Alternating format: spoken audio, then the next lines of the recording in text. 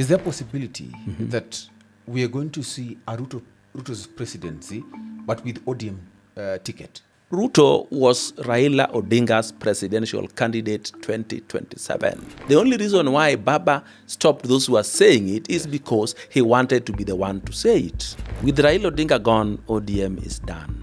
It is not going, it doesn't matter what they try to do. Does it mean that the passing on of Francis of Gola, CDF, was actually planned? Definitely. If the government has chosen not to dig deeper. You remember I told you in the beginning that there were some two politicians that Raila Odinga told me when we sat with him that he knows they don't like him. In fact, to make this story more interesting, I will name them. They were James Orengo and Anyang' Nyong'o, two governors. You know what is called Limuru 3? Tell me about it. The Limuru conference was held in Limuru. And it is not very clear what the agenda was. But what I know was clear is what was said there. And some of the statements read something like this. If we take this power again, no other community will touch it again. We wish to talk about Uhuru Kenyatta. Uhuru Kenyatta has a grudge with President William Ruto and is trying to build up an anti-Ruto juggernaut. And when you see he woke up to resuscitate his jubilee, it is not because that is the best way to deal with Ruto. Baba was going to back President William Ruto. He was waiting for a Ruto Tosha moment.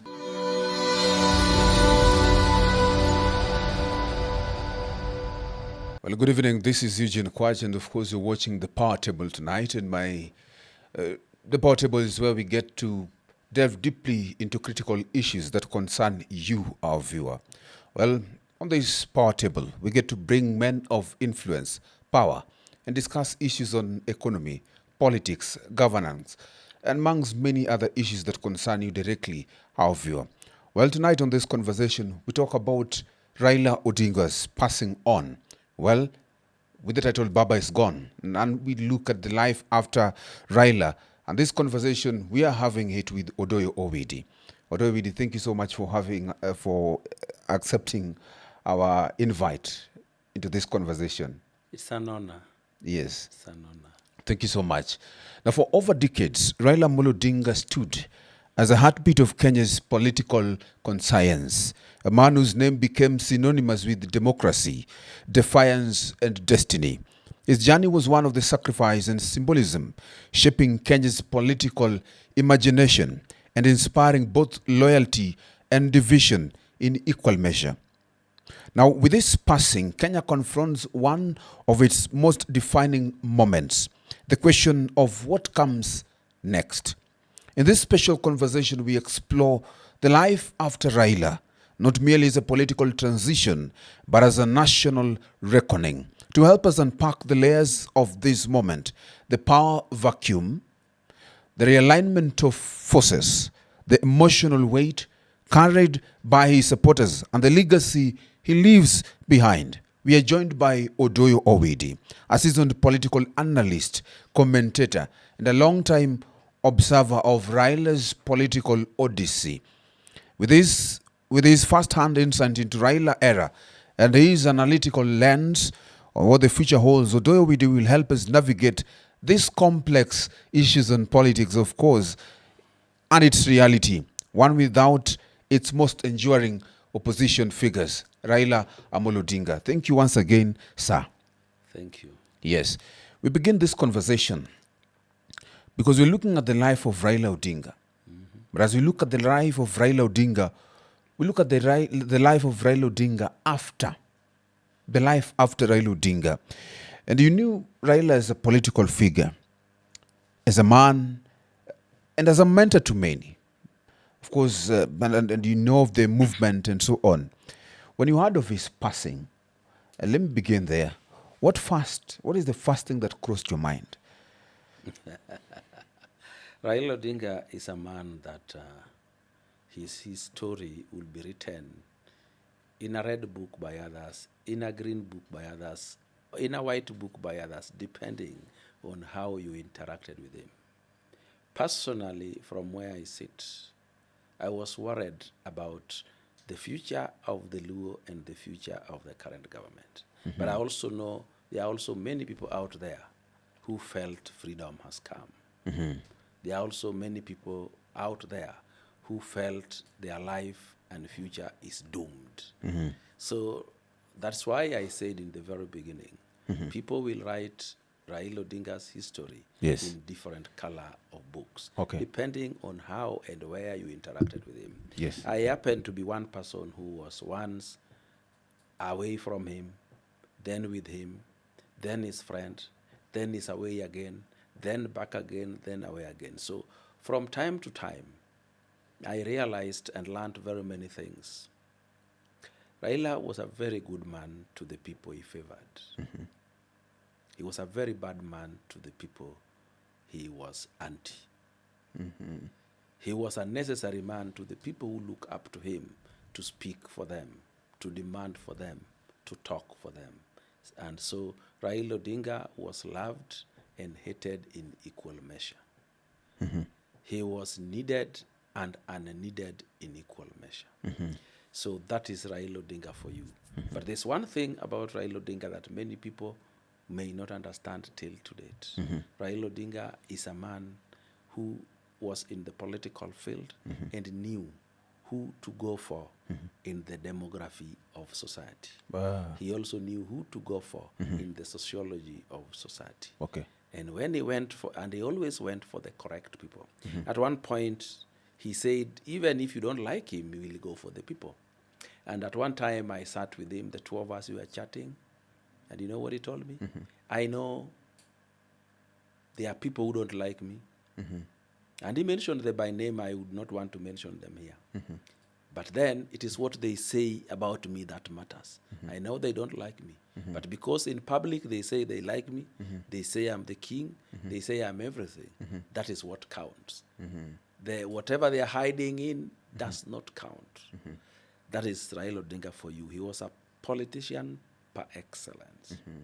And I think to an extent, in his whole life, his serious career was politics. And then he also earned from it. He also succeeded in it. He also got what he would have wished to get in any other career from it. It is interesting that I had the wife, Ida Odinga, say that I thought my husband was an engineer. But later I discovered he was a political engineer. Yes. That is a very interesting statement, and it is a profound one. Okay. Truly, he was a political engineer. He's somebody who would talk to you Yes.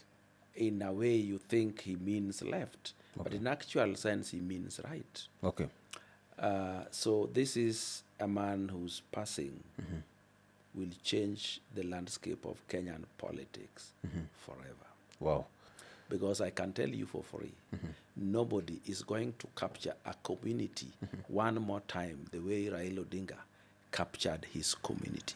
And it is that community that he captured and controlled by the little finger that he used as a weapon against his opponents, as a tool to support his friends, and also to calm the country when necessary, to make his demands, because they would do what he says, and that is what counted. Wow. Quite interesting. When you began your statement, you say that when you first heard of Raila's demise, the first thing that came to your mind was about the future of Luos. Correct.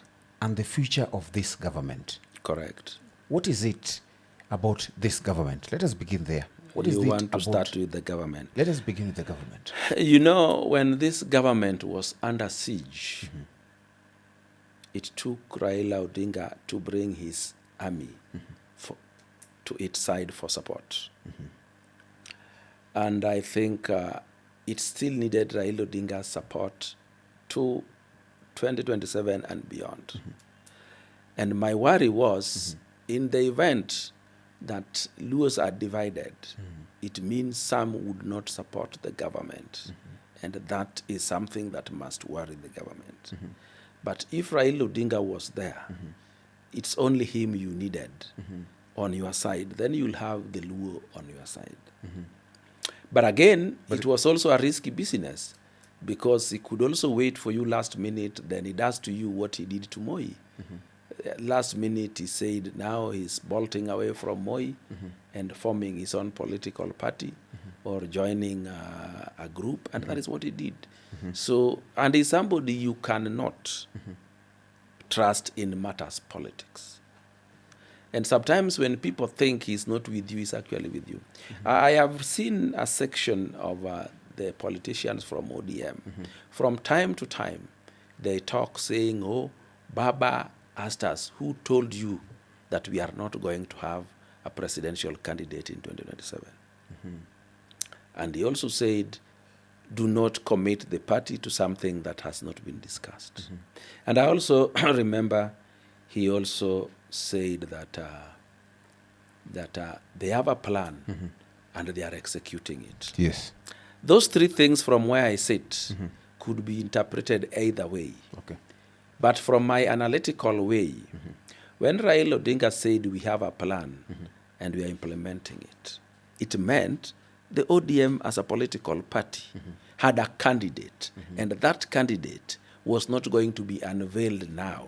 And the only person who was allowed to unveil it was Raila Amolo Odinga. That is why he asked the top leaders in his party not to talk about things that has not been discussed. Of course, we all know that in the party ODM, nothing was discussed first to be released. Raila Odinga would say, this is the position, and they would take it. In any case, there are people who are declared that Raila is right, he is always right. When you are in doubt, refer to number one.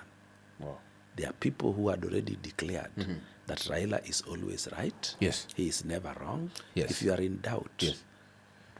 Let me ask you, now that Raila is gone, as he still speak about government, because so many people are asking that, because as you've rightly put it, that Raila supported the government and actually it helped stabilize this government. Now, the first question is that Raila was not just a people's president of the Luo alone, but across. There were lawyers who listened to him, there are Costarians who listened to him, and even there's some Kikuyus who voted for him. And he had across Kenya, even throughout to north eastern, in Turkana, and throughout the people who listened to Raila Amolo Odinga. Now that he's gone, what do you think will become of the government? But more particularly, with the Gen Z's quest for, and actually what they had begun on 25th June of 2024. I remember what had begun, and actually some were saying that Raila was actually the person who halted the Gen Z revolution. Now that Raila is gone, what becomes of that Gen Z revolution? I think you needed to have called me to tell you what I think about the Gen Z revolution. Yes. From my own perspective. Yeah. It is a whole topic, but let me tell you something about Yes. it. From my analysis, the Gen Z revolution was not organic. I hope you understand what I mean by that. Okay. Some people sat down somewhere Yes. and make a deliberate choice for that demographic group for the simple reason that it does not have the benefit of history. You remember people normally say you must compare an apple to apple. Because they don't have the benefit of history, you would not want to compare them. Compare for them President William Ruto and the past presidents. Number two, the Gen Zs said they do not have any leadership. But you could see the people who are communicating for them, fighting for them, having political rallies with them every evening were themselves not Gen Zs. If Gen Zs were organic and did not have leadership, did not have political party, did not have tribe, the mere fact that Raila Odinga moved to President William Ruto's side would have not been enough to stop them in their tracks. It means somebody owned them. The reason why these people... So was it Raila? No. The reason why people carefully selected the Gen Zs to run with this is because Gen Zs at that age, they are reckless, But other than being reckless, they are purists. They believe in perfection. If I promise my daughter 24 that I will do 1, 2, 3, if for any reason I do not do it, she will not want to listen, and she will ask me, when you are telling me you knew such things could happen. They are purists and they believe in perfection, and they don't take any excuse. That is why the world over, is not just here in Kenya. Okay. It is that age group that lead revolutions and win. Okay. One other reason why it is a good choice is because if one of them gets hurt, it raises emotions throughout the country. Wow. That is why you choose it. And again, the energy they have, nobody else has. Okay. They did it in Tunisia, they did it in Egypt, they have done it elsewhere in the world, that age group. So who is controlling Gen Z? You've said that you're a man who. It is not present continuous. Okay. It is past. Okay. Who controlled them? Who brought them on? If they were to come again, Yes. somebody would have to incite them one more time to come. Okay. Yes. So who controls them? Who control them? Yes. I think it is very evident who has been talking on their behalf. Let's take 24th June 2024. Rigathi Gachagua was in Mombasa when they were breaching parliament. Is that correct? And that is the first time I heard that Gen Zs had no leadership, had no political party, and had no tribe. And did you remember also he said he requested them to now go slow. And the presence of Rigathi Gachagua in Mombasa at that point in time was not by accident. There are certain things that I normally say, but some people find them too heavy to deal with. For example, I must remind you before I tell you what I'm going to tell you next, that for a revolution the type that the Gen Zs attempted in this country to succeed, the army must either join them or side with them. It will never succeed, even if they burnt State House, burnt Parliament, and burnt the Supreme Court. It would not succeed until the army joins them. So does that make the convenient passing of Ogola in an accident a planned thing or an accident? So, I am telling you, when you need to do political analysis. So was wow. Wow, You're shocked. You're bombarding me with so much. Let's go back again. Does it mean that the passing on of Francis Ogola, CDF, was actually planned? Definitely. If the government has chosen not to dig deeper, let me tell you how things work. Things happened that time. Wow. Whatever you do with that information, I don't know. Yes. Whatever you insinuate with it. Before the death of Ogola, there was a man called George McGoy. George McGoy was the chief of staff in the office of the DP. He was a Luo from Siaya.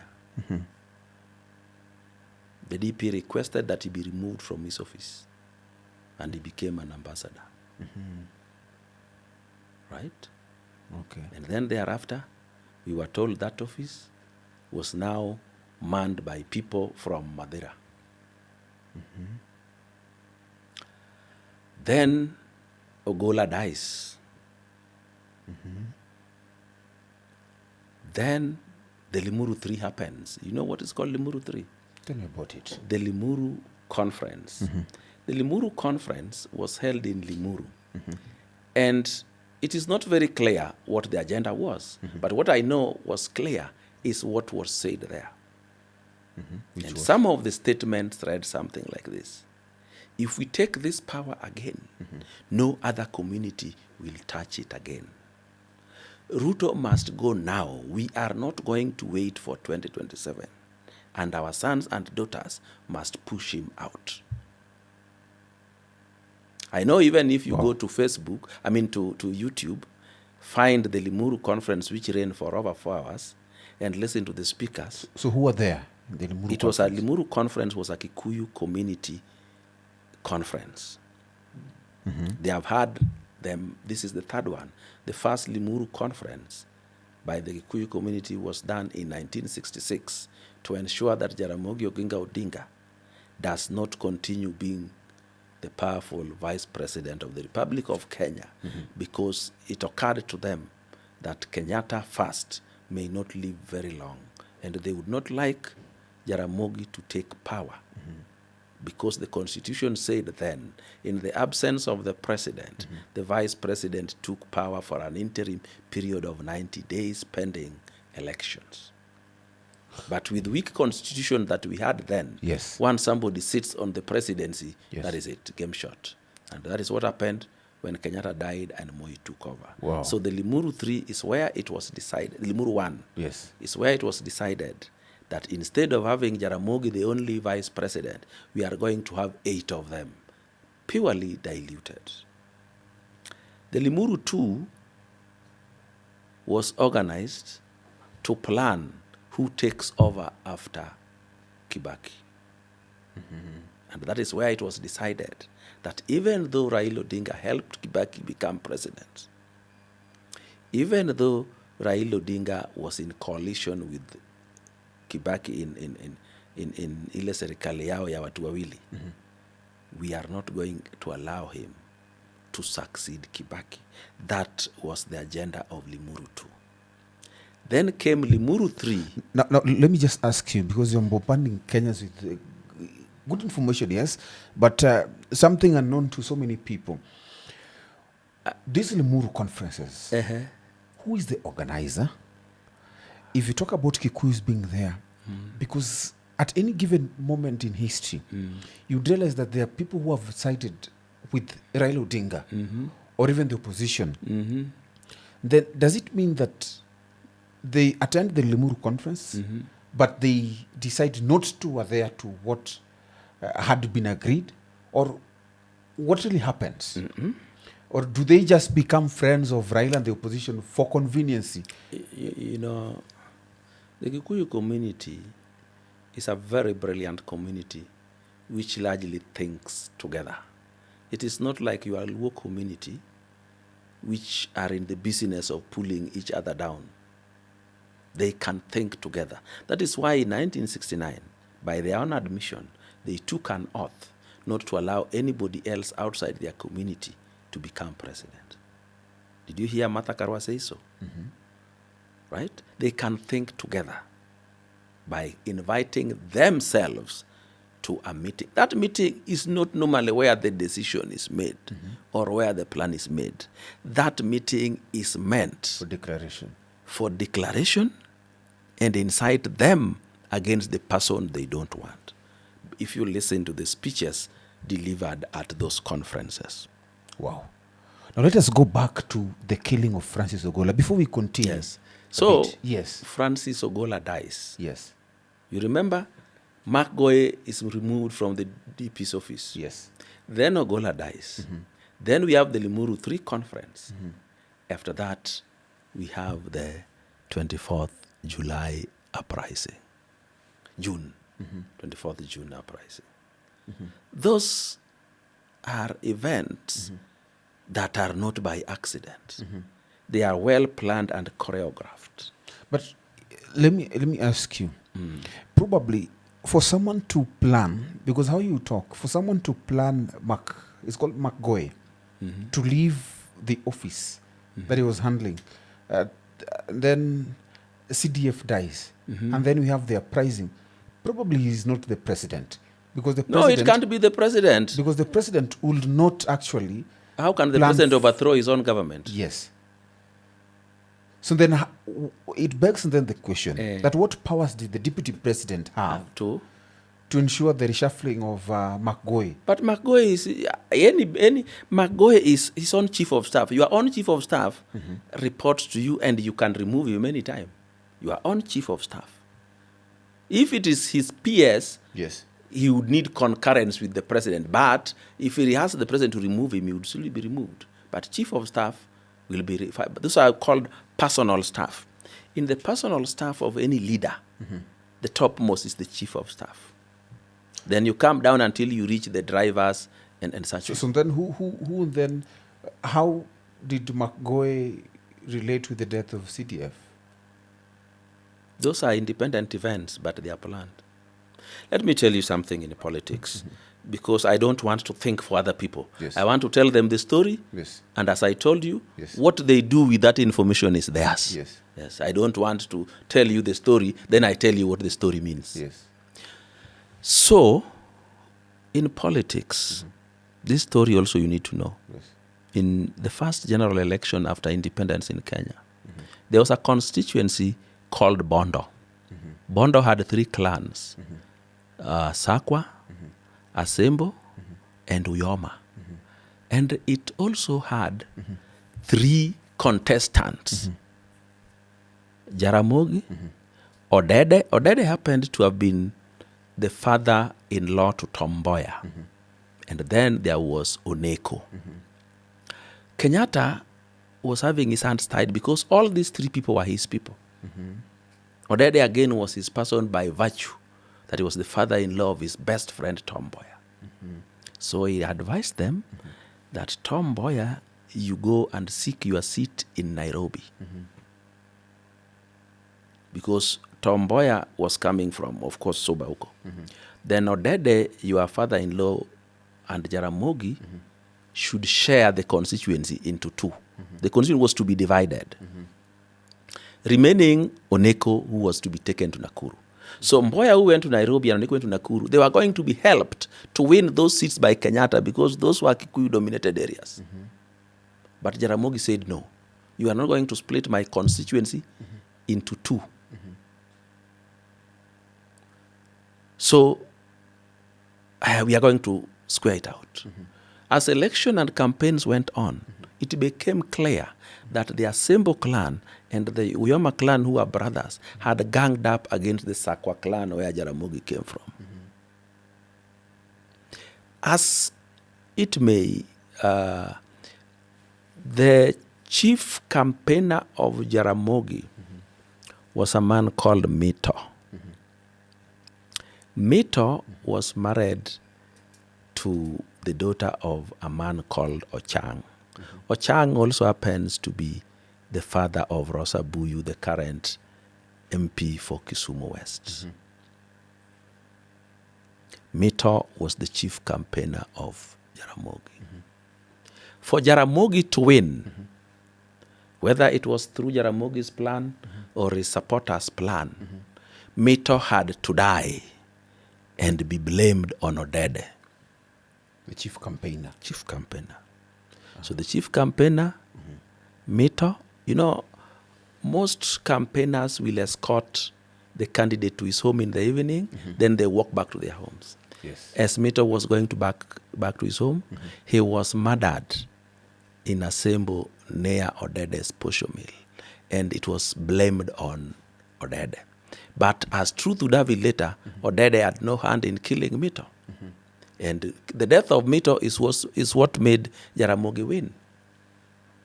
What I am trying to tell you, Yes. in politics, you will borrow one of the laws of power which says, do something that people would not even believe it is you has done. But they would believe it is your opponent. Wow.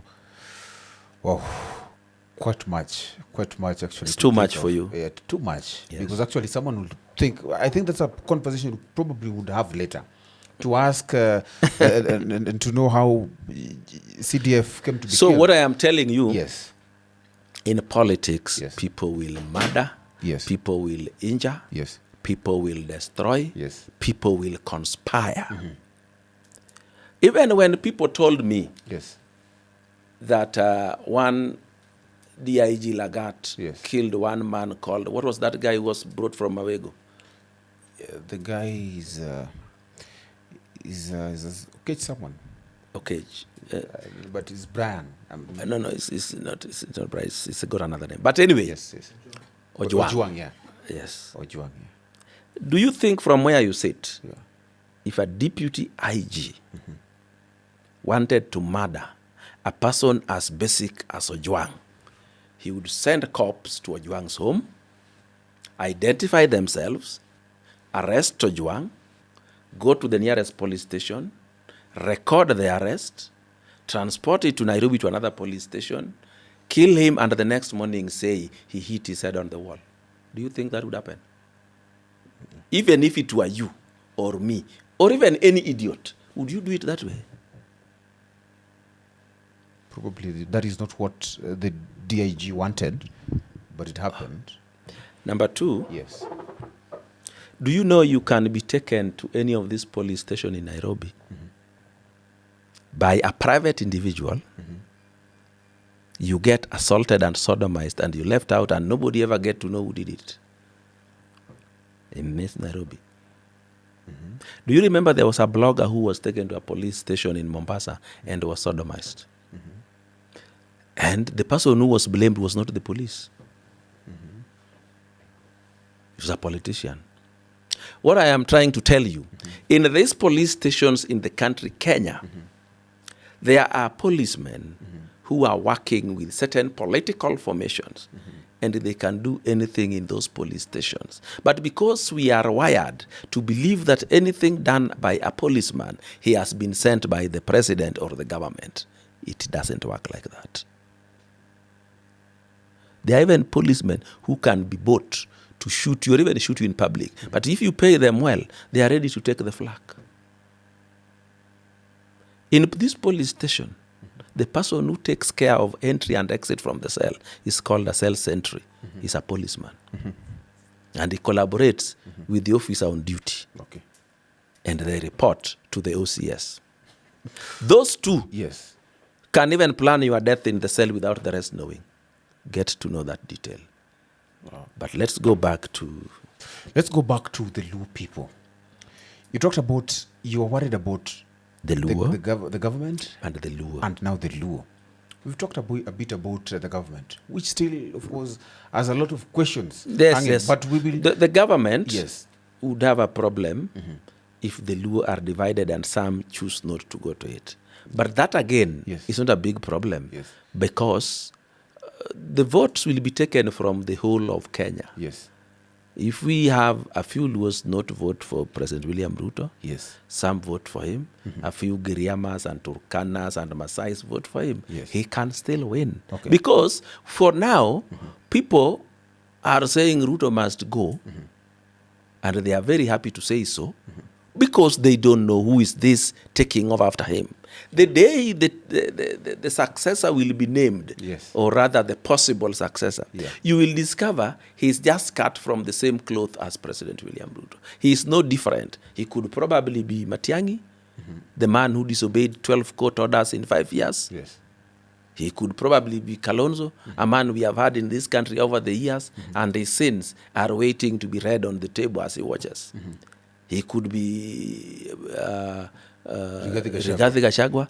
That one don't even talk about it. So they are people, they are just Kenyans cut from the same cloth. There is nobody new. If they had brought a Gen Z to say, now we Gen Zs are taking over because you old men are used to corruption, you are used to this, then I would probably sit back and get worried. Okay. But these people just pushed the Gen Zs to shake the government, but they're actually not intending to make Gen Z the president. What will happen if the United Opposition decides that they're now going to support a Gen Z, and probably they... That would bring a chaos.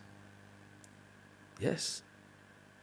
Because a Gen Z has the advantage of not having committed any political crime. Yes. Okay. But they are not going to do it because we are inherently selfish. Okay. That is why we are busy singing Ruto must go without saying going to leave it for who. Because what you do in politics, make sure that your enemy has been demonized to an extent that people say, hata kama ni umbwa, we will replace him. Then that is when now you bring the umbwa to replace him. But if you bring somebody now, he will be beaten to smithereens. Interesting. Let's talk about the Luos. And particularly because you see, Raila to the Luos has not just been a political figure to the Luo community. He was actually a cultural icon and actually even a symbol of pride. You remember the very many songs that have been sung in praise of Odinga. And actually how many people actually have ascended to leadership positions because of Odinga, and so on. What does this man's death You know mean why to the I am Luo community? amused? Yes. When you see people praise you, call you all those beautiful names, it is not always that you are such a good person. It is sometimes that you can help them if they gaslight you. The moment somebody just gets into power, praises come pouring, songs come pouring, and people even say you are an angel or even if you are not. Because Raila Amolo Odinga controlled the Luos. Every Luo politician would praise him to the bone. Every musician would want to praise him. Not that he was that good. No. He was a perfect mobilizer. He knew how to control his subjects. He knew what to tell them. He knew how to deal with opponents. When Raila Odinga was taking over Luo land, there was a man in Noma Bay called Odoyo Owidi. They banned 5 of his buses because he appeared to be an opponent, even though he wasn't. He was just in Kanu, a businessman. And a man called Akechi, a Kanu stalwart there, had his hardware and lorry banned. A man called Owigolang had his Land Rover thrown in the lake. And that is Noma Bay only. So don't think Raila Odinga took the Luo on a silver plate. But you see, when he does that, the people who are watching think he is so loved that anybody who opposes him will have his property destroyed. Because that is the shallow thinking of human beings. You get it? So these people that you see are praising him. Majority of them were not praising him because it was so good, because they wanted his favors. You remember I told you in the beginning that there were some 2 politicians that Raila Odinga told me when we sat with him that he knows they don't like him. But what matters to him is what they say. And those are very senior politicians. In fact, to make this story more interesting, I will name them. They were James Orengo and Anyang' Nyong'o, 2 governors. He told me, these people, I know they don't like me. But it is what they say about me in public that matters. So do not think when praises come, even when some people got into government, people who are very little known, the moment they got into government, lucrative places, praises started coming pouring. But Anyang' Nyong'o and the Governor Orengo have been very close to Raila. Yes. How comes they... Yeah, that's what I'm telling you. Yes. Raila Odinga himself told me, I know they don't like me, but it is what they say in public. And you see why we like Gen Zs, you see, like you. You don't have the benefit of history. There was something called the Battle of Sega, where Raila Odinga squared it off with James Orengo. And the journalist reporting on that day for KTN was the current Linus Kaikai, describing Raila as Agwambo and Orengo as Nyatieng.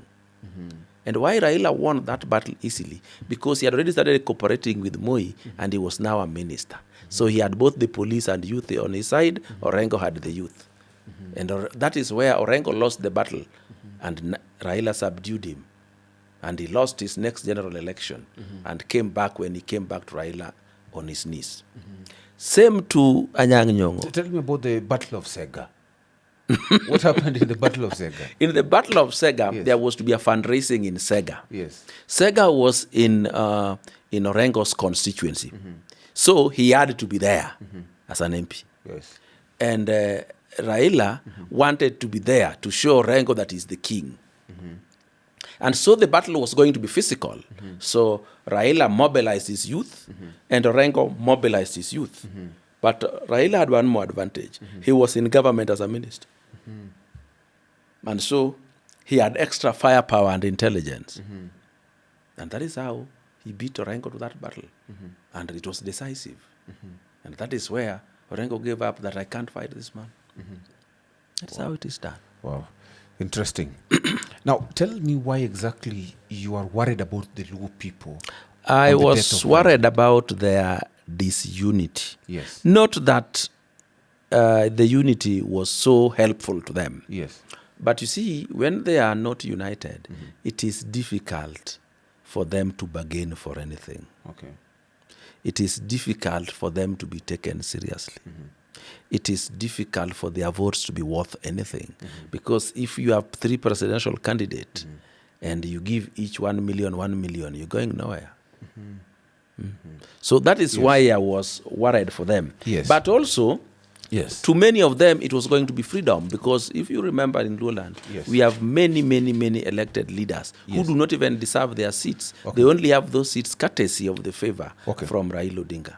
Courtesy of the fact that Raila Odinga raised their hands in public to be elected, and they got elected, but they have not performed. So it is a time the people of Lowland are going to elect leaders of their choice. Okay, quite interesting. Thank you so much for that deep insights on so many issues, actually. Some of them that I had not even planned or thought that we could talk about. But thank you regardless.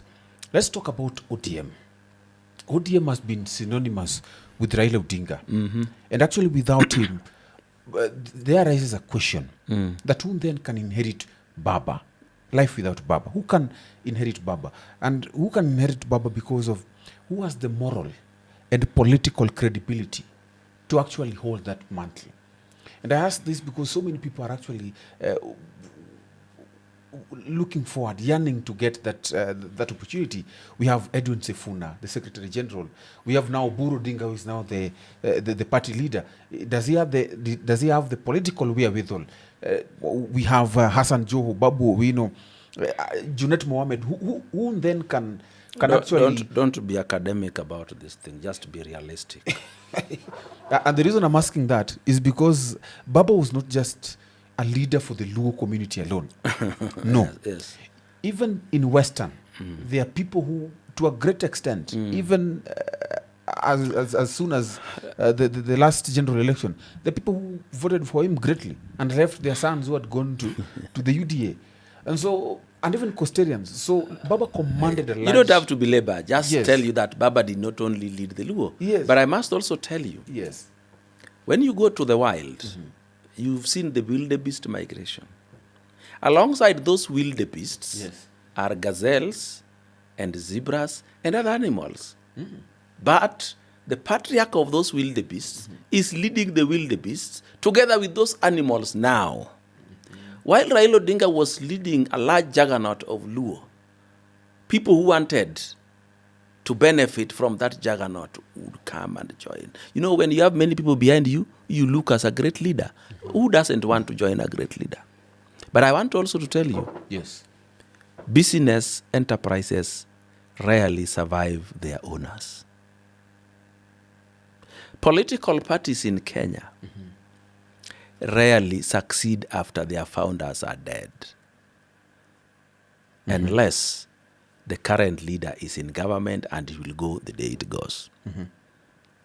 You see, immediately President Moi died, or even before he died, he left office. KANU became a pale shadow of what it used to be. PNU propelled Kibaki to his second term, if it ever did, and that was it. Do you know that Kibaki was first elected in NAC? The one that Charity Ngilu is carrying in her briefcase, a piece of it, and Karwa is also carrying a piece of it, which she has now changed to PLP. Do you know Ford Kenya was the party of Jaramogi? When he left it, it went into pieces, and Wetangula picked it up after Raila bolted out of it. There was a party even called Jubilee Alliance. Forget about the one we have now, the Jubilee Party. After it propelled Uhuru into power and Uhuru abandoned it, that was the end of it. Even this other one, Uhuru, I saw, went back for it because he has an agenda with it. Otherwise, it was also gone. With Raila Odinga gone, ODM is done.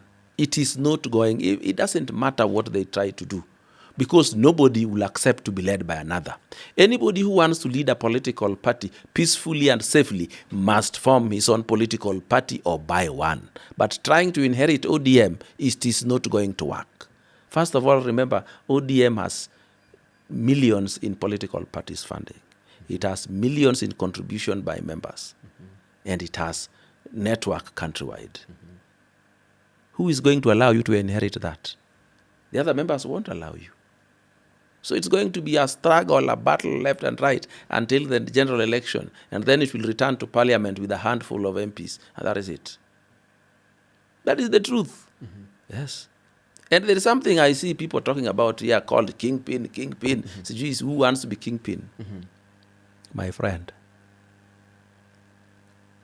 nobody elected, appointed Raila to be kingpin, isn't it? Babu Wino wants to be. I don't want to talk about the individuals who want to be kingpin. I just want to talk about the people who want to be kingpin together. And I have said it before, I'm going to say it here again. If you want to be the Luo kingpin, look for something that the Luo are desperate for. Provide it to them and you'll be kingpin. When Raila Odinga became kingpin, Luos were desperate for the presidency. And they set out to champion the Luo cause for the presidency. And I dare add that he was a credible candidate. Because somebody would ask you, there are other Luos who have attempted, like Orengo attempted. He was not credible. It's just like Waige Mwaura, Wajakoya. They were not credible presidential candidates. You come credible, looking like you can be president, and chase it, you will be the Luo kingpin. Or if you know any other thing that the Luo are desperate for, champion it for them, and you'll be the kingpin. And no community, no group, no people unite behind a person. Okay. They unite behind a cause. So look for the cause, and people will be united behind you. Wow, quite interesting. Let's. There's another conversation. You see, with the passing of Raila Odinga, the supporters, there's a bit of confusion among his supporters because they're wondering, did Baba really want us to be in this broad-based government, which some people think that has not been quite fair to Kenyans, the economy quite tough and so on and so forth? Or did Baba have another agenda? So people really don't know whether to be in the broad-based government or to leave the broad-based government. First of all, I don't think President William Ruto has governed this country worse than the other presidents. Whether it is the economy you want to talk about, whether this is governance you want to talk about, whether it is fidelity to the law you want to talk about. He has just been like the rest or even better. Now I want to tell you now, yes, that this war you see against President William Ruto is something that has been planned and orchestrated by certain leaders who doesn't believe they should be led by Ruto. Nevertheless, let's go back to your question of Baba wanted or not. Yes, and actually, which is now the right course in for the ODM. In the beginning, when I spoke to you, I told you what Baba said in Machakos on 23rd, which Sifuna has been repeating again and again. Okay, Yeah?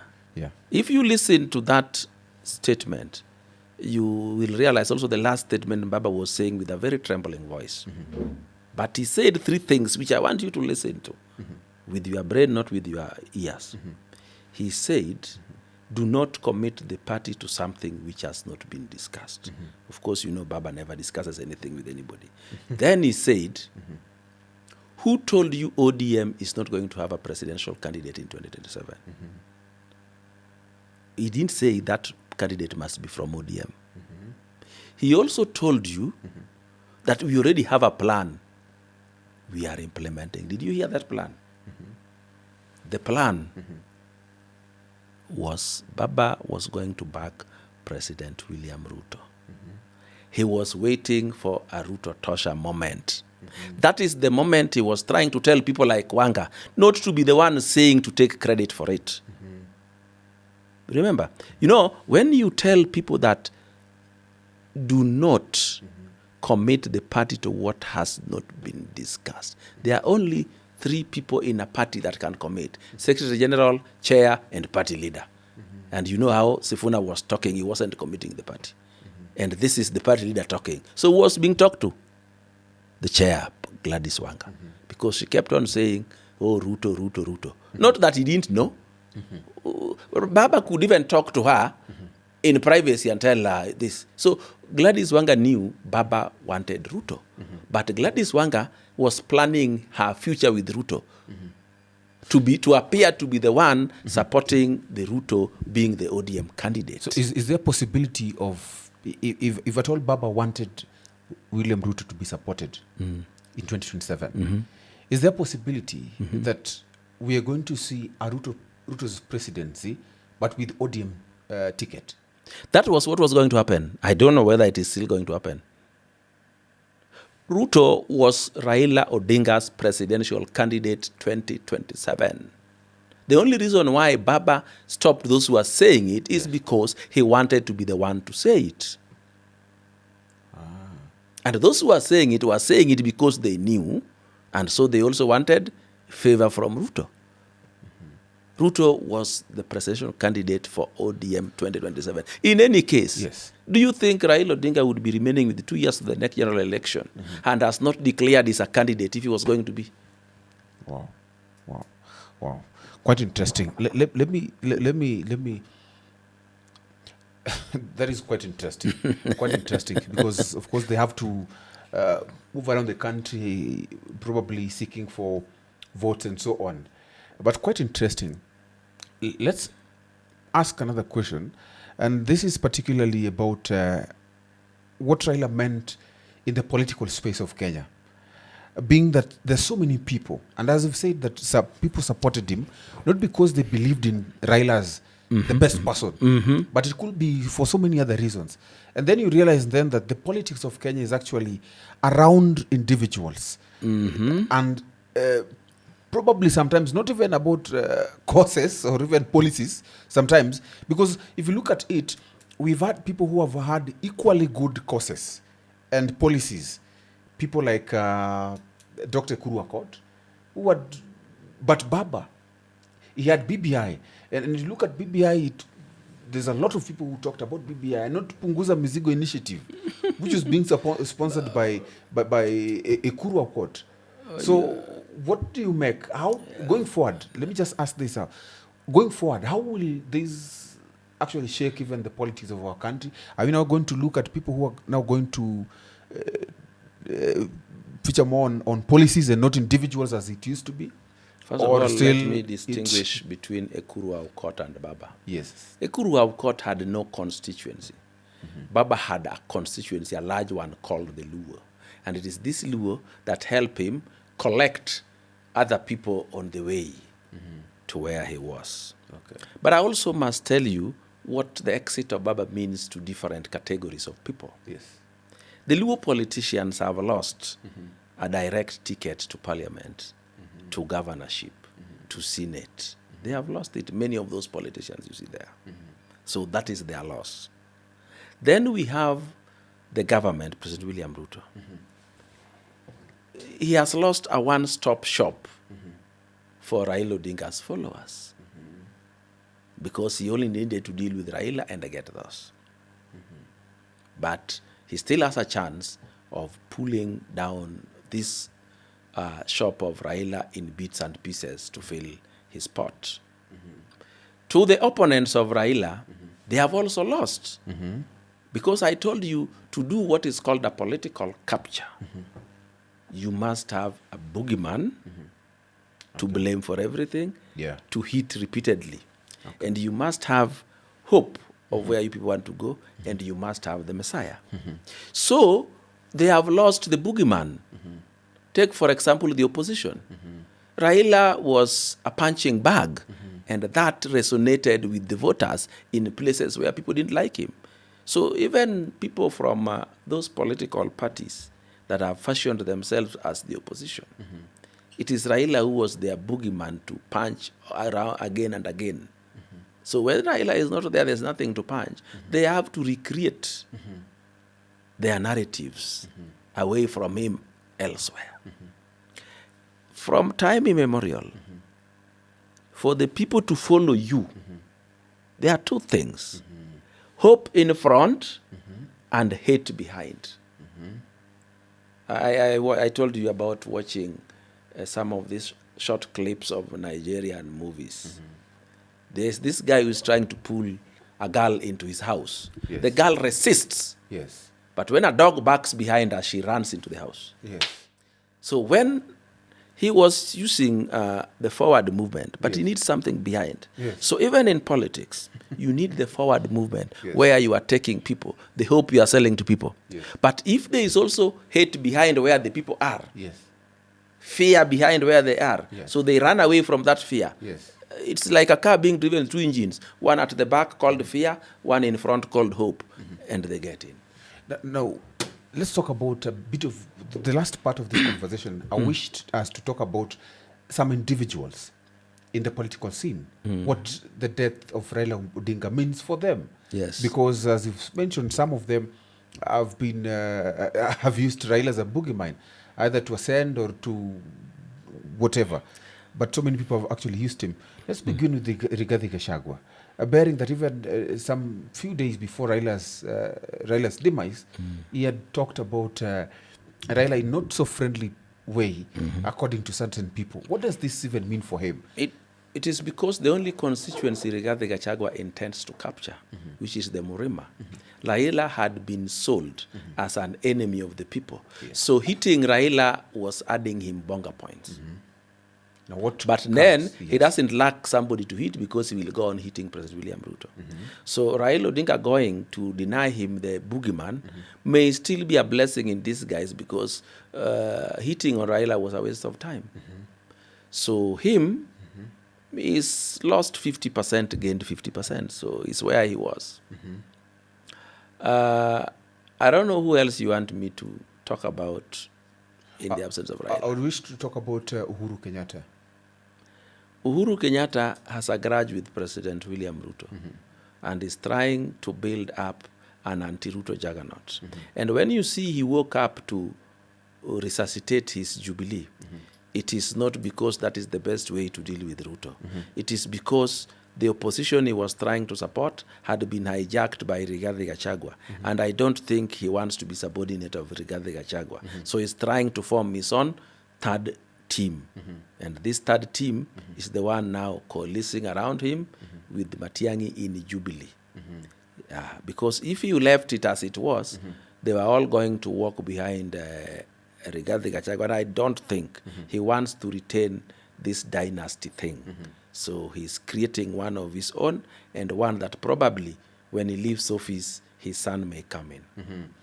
Let's talk about a bit of Uburu.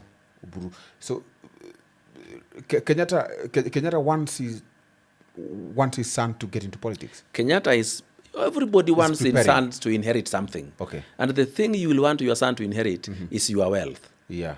or your career. Yes. Yes. So Uhuru Kenyatta is preparing his son for politics. He's not preparing his son now, he's preparing his son for the future. For now, Yes. he will support somebody Yes. in understanding that they will support his son. Okay, quite interesting. Now let me talk about Uburu Odinga before we come to the close of this conversation. Oburu Odinga has no serious problem. Yes. He has been given the very load that Raila Odinga used to carry. Yes. I'll bet many passengers will come out of that load, so it wouldn't be so heavy. But remember, the heaviness may come on the fact that people will be fighting over ODM with Uburu at the helm. And he may be blamed for splitting ODM when it is not him. It is the death of Raila which will split ODM, not the leadership of Uburu. People are going to fight for a piece of ODM Yes. because there are people out there who still believe Yes. the only way to the National Assembly, Yes. Senate or elsewhere Yes. is ODM. Wow. Yeah. Quite interesting. About the death of Raila Odinga, there have been several controversies about whether this man died or this man was killed. You know, when a person who is loved by very many people dies, they are always directed to think that somebody must have murdered him. In your family, if somebody you love in the family dies, you want to find out who is responsible. Raila Odinga, if there is anybody who has died a natural death, is Raila Odinga.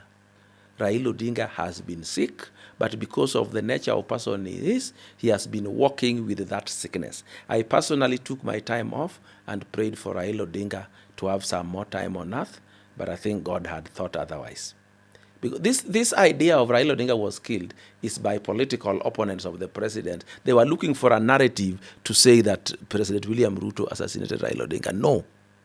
Raila Odinga was sick and went to India on his own volition with his family members on tour, his bodyguard on tour, his doctor on tour. But we also must know Raila Odinga didn't believe in big hospitals. He believed in traditional medicine more than any other. And that is why you found him in some small Ayurvedic hospital. In any case, what he was suffering from also could not be easily done in those main hospitals. You remember Dalmas Otieno died recently from what is called COVID injury disease, which turned into a blood clot, the type you would not thin out with the ordinary thinners. So Raila Odinga, all these people creating this, he was in Serena on 2nd, he left for India on 3rd, he stayed there and came back. So I don't know. There are even people who have said that he went to India already dead. Or rather, he was here, he wasn't in India, all those. But I don't think that is a conspiracy that would work. Because how you'd convince his wife, his daughter, his sister, his brother, his bodyguard, his doctor to be part of that conspiracy to gain what? So forget about these things. People will say things. And Kenyans are good at cooking things and selling them until you buy. Wow. Quite interesting. Thank you so much for that intriguing conversation. Probably your parting shot as we come to the end of this conversation. The Baba is gone. Life after I life. want to tell Kenyans who are still remaining in Kenya, whose sons and daughters will remain in Kenya, that Kenya belongs to all of us. We must learn to let anyone from any part of the country govern this country for us. Thinking that there are people who can be the only ones who can produce a president is a recipe for chaos. Actually, it is easier to let a sitting president complete his term, vote him in or out. If he's in again, complete the term, then another person comes in. Thank you. Wow. Thank you so much. That was Odoyo Owidi, indeed a seasoned political analyst.